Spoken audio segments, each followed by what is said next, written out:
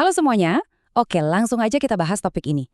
Siapkan koper metaforis Anda karena dalam pemaparan kali ini kita bakal ikutan tur pendidikan global. Kita akan terbang melintasi benua Asia untuk ngebandingin sistem pendidikan kebanggaan kita, Indonesia, dengan 3 raksasa pendidikan di Asia yaitu Jepang, Korea Selatan, dan Singapura. Kita bakal lihat apa sih yang bikin mereka unggul, apa tantangan kita di rumah, dan wawasan berharga apa yang bisa kita bawa pulang buat masa depan. Tapi, sebelum kita lepas landas, mari kita berlabuh sejenak pada filosofi dasar ini. Bapak pendidikan kita, Ki Hajar Dewantara, pernah ngomong sesuatu yang benar-benar mendalam loh. Kutipan ini tuh kayak pengingat buat kita semua, bahwa di balik semua angka, kurikulum, dan infrastruktur yang bakal kita bedah nanti, tujuan akhir dari pendidikan itu, ya persiapan sadar buat masa depan peserta didik kita. Itulah kompas penunjuk arah kita hari ini.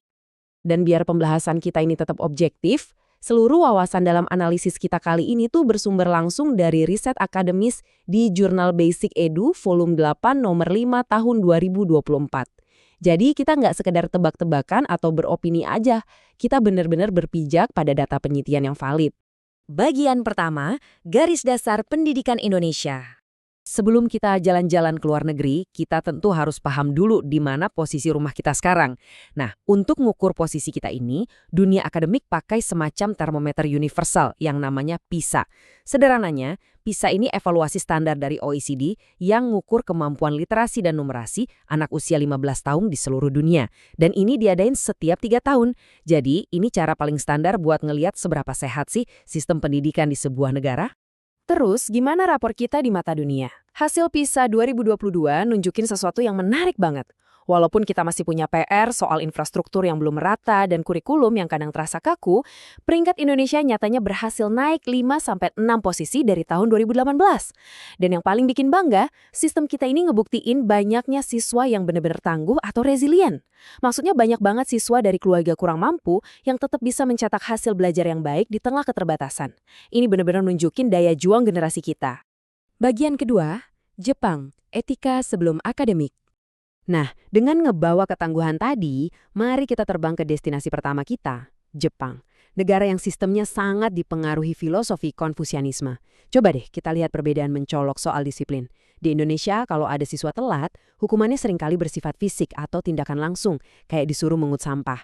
Tapi di Jepang, pendekatannya beda. Siswa malah diminta nulis surat perjanjian. Kenapa ini penting banget?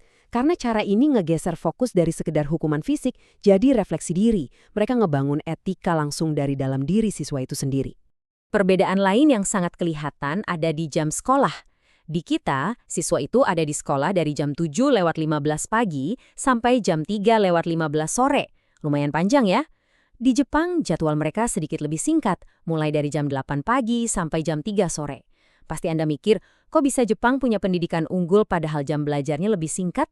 Jawabannya ada di prioritas mereka. Di Jepang, siswa itu nggak disentuh sama ujian etika formal sampai mereka kelas 4 atau sekitar umur 10 tahun. Bayangin aja, 3 tahun pertama mereka sekolah, energi mereka nggak dikuras buat ngejar nilai ujian kognitif. Fokus utamanya murni buat nanamin sopan santun, menghargai orang lain, dan tata krama sehari-hari. Jadi, karakter itu benar-benar dibangun fondasinya sebelum ilmu akademik dituangkan. Keren kan? Bagian ketiga, Korea Selatan, kompetensi yang kompetitif. Dari ketenangan kelas etika di Jepang, kita nyebrang sedikit ke tetangganya, Korea Selatan. Di sini sistemnya sangat sentralistik dan luar biasa intens. Nah, coba tebak apa arti angka 8 ini? Ini bukan soal jam tidur, melainkan 8 jam penuh durasi ujian masuk universitas di sana yang biasa disebut CESAT atau Suneng. 8 jam untuk nentuin masa depan?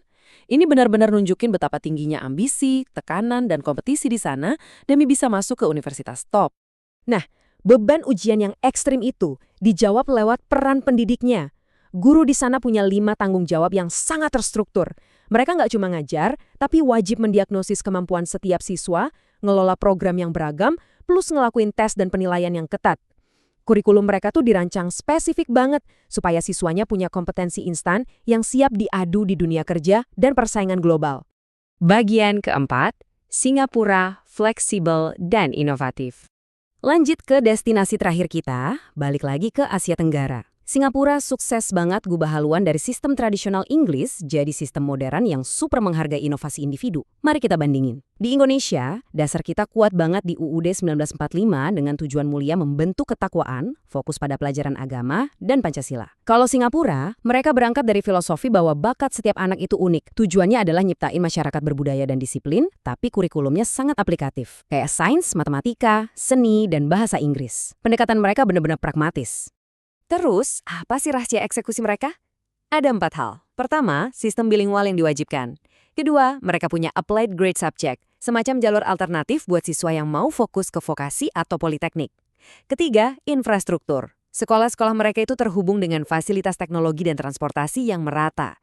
Dan yang paling penting, guru-guru mereka disaring dengan sangat ketat dan pastinya diberikan kompensasi yang sangat layak. Bagian kelima, pelajaran untuk masa depan. Jadi, pertanyaannya sekarang, apa makna dari tur kita ini? Saatnya kita rapihin koper kita dan bawa pulang wawasannya. Ada 3 langkah utama yang bisa banget jadi inspirasi buat kita. Pertama, kita bisa niru Jepang yang abis-habisan fokus ngebangun etika di tahun-tahun awal sekolah dasar.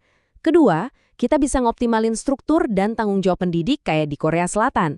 Dan ketiga, niru Singapura, kita harus terus genjot infrastruktur biar merata dan ngasih jalur yang lebih fleksibel buat nampung bakat unik anak-anak Indonesia. Setiap negara pasti punya budaya dan tantangannya sendiri-sendiri kan? Indonesia itu udah punya fondasi kearifan lokal yang luar biasa dan anak-anak yang tangguh. Tapi, belajar dari negara lain adalah cara kita buat terus berkembang. Nah, dari semua souvenir yang kita bahas tadi, mulai dari etika ala Jepang, daya juang kompetitif Korea Selatan, sampai inovasi fasilitas Singapura, mana sih yang menurut Anda paling cocok dan selaras buat diterapin di Indonesia? Gimana caranya kita memadukan itu semua tanpa kehilangan akar budaya kita? Coba deh Anda renungkan.